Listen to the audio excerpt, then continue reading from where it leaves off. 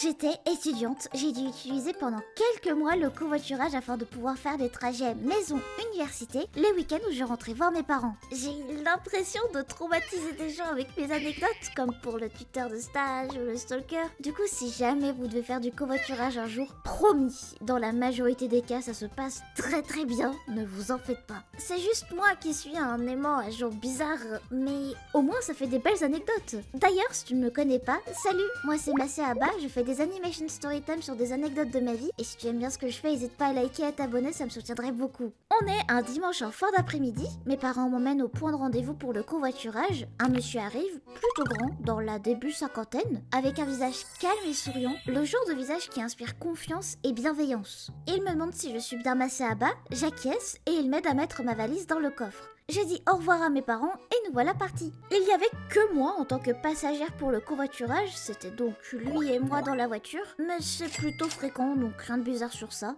Comme vous le savez peut-être déjà, je suis quelqu'un de très introverti. Je ne suis pas du genre à être la personne qui va initier la conversation lorsque je ne connais pas la personne en face. Et je pense qu'il a dû s'en rendre compte et a commencé à me raconter un petit peu sa vie pour faire la conversation. J'apprends que c'est un prêtre, qu'il a pas mal voyagé pour son travail, notamment au Japon. Ah, Japon ? Mot-clé. De suite, je lui fais part de mon envie de pouvoir aller au Japon un jour et lui demande comment s'est passé son séjour au Japon. Bref, il me raconte quelques anecdotes plutôt sympathiques et là, il me demande... Sinon toi, c'est quoi ta religion?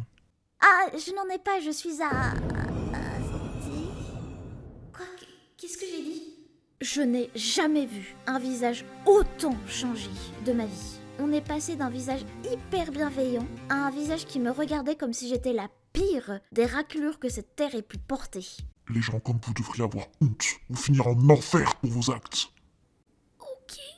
Pour ne rien vous cacher, j'étais terrifiée. Je suis dans la voiture d'un inconnu qui vient à moitié de me menacer, au beau milieu d'une départementale entourée de petits bois et de champs.